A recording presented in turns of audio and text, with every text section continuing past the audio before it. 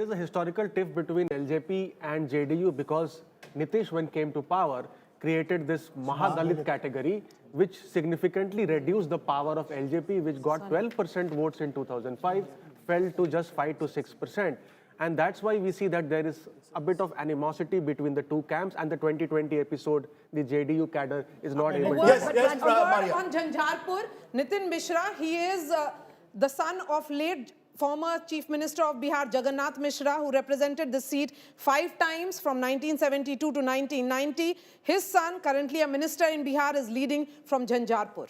Interesting. Sanjay, you wanted to make a point on the LJP factor very quickly. So LJP factor 6% when you take all the constituencies. On the constituencies wherein LJP contested, the strike rate, the voting percentage was 10 to 11%, right? So he's bringing to the table 15,000 more votes on an average this time.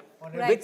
Can I just turn to a very interesting point? Retain ratio. Remember, in an election at the end of the day, you retain your seats, and that gives you an advantage if you are the party in power, because you already have 128 seats. At the moment, the JDU is retaining 9, losing 6. Remember, it got 43 seats last time, and the 6 losses, 5 of them are coming to RJD. We've said at the start, there are lots of tight, direct fights between the RJD and JDU. At the moment, the RJD is doing better than the JDU in those seats. Let's turn to what the BJP is doing in terms of retain ratio. The BJP at the moment is retaining 70% of the seats. That will thrill the BJP, Amit Shah, JP Nadda, Prime Minister Modi, and its state leaders like Vinod Tawde and Dharmendra Pradhan. Losing only 8, retaining 19. Take a look at RJD, because RJD last time was the single largest party with 75. At the moment, they are retaining 18, just about above the halfway mark, but they need to reduce their losses if they are to remain party number 1. What about the good old Congress party, the grand old party of the country? I use the word old. There is Mallikarjun Kharge. They are retaining 9, losing in 3. Remember, the only 19 seats the Congress won last time out of 71 at the moment. So you have the retain ratio, which could become important today. Yes, Preeti. But, you know, Rajdeep, if you look at it, Magadh was one region because of the LJP. The JDU was wiped out in Magadh. Right now, it doesn't seem that the vote is transferring as well as the JDU would have wanted to. Initial trends, if you actually look at the stories unfolding right now in the Bhojpur region, where you can see the NDA making massive gains. Let's turn. You make an important point, because I think many believed last time 22 seats on offer here.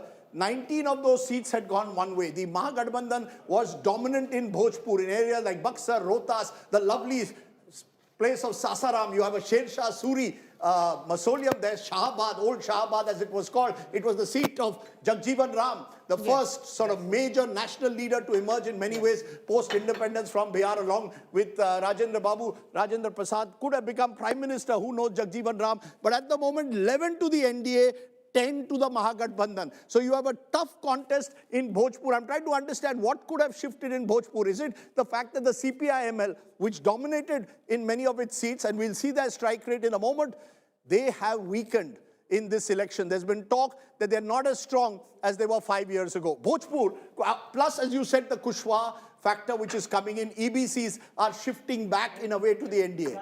Also the consolidation of the core, both Rajputs, Bhumihars and Brahmins voting together, which witnessed some split in 2020 and more split in 2024. Remember, Rajputs traditionally, because of Jagdanand Singh factor in Shahabad region, have been voting in sizable numbers for RJD also. Jagdanand was one of their strongmen of the RJD. Exactly, and many a times RJD was called Rajput Janata Dal, because in 2009, 4 MPs were from the Rajput community. So that way you find that this time Rajputs are overwhelmingly voting for the NDA, and that's one of the reasons. Consolidation of the core and CPI-ML factor being weakened. One of the few seats in Bhojpur where at the moment you've got a lead for the Mahagathbandhan, Osama Shahab, son of Shahabuddin, controversial candidate, because remember, he's the son of someone who's had a long track record of crime, eventually died in hospital. But I remember Shahabuddin also used to be with his belt, gold belt, he used to wait outside Lalu's house or sometimes right in there. Shahabuddin was seen as part of that Bahubali Jungle Raj culture. He became defined. His son, though, is leading. Not surprising? Not really surprising, because when his mother contested on a Lok Sabha seat, she had actually dented quite a lot, and she had contested as an independent. But she had not won. Yes. But she had won close to 2.5 lakh votes. So that's an interesting seat at the moment. But remember, Raghunathpur, we'll wait and see what impact that has. Last time in Darbhanga, you saw what putting up a radical Islamist candidate or seen as a radical Islamist cost. In Jale cost the Mahagathbandhan across Darbhanga because there was a polarization of votes.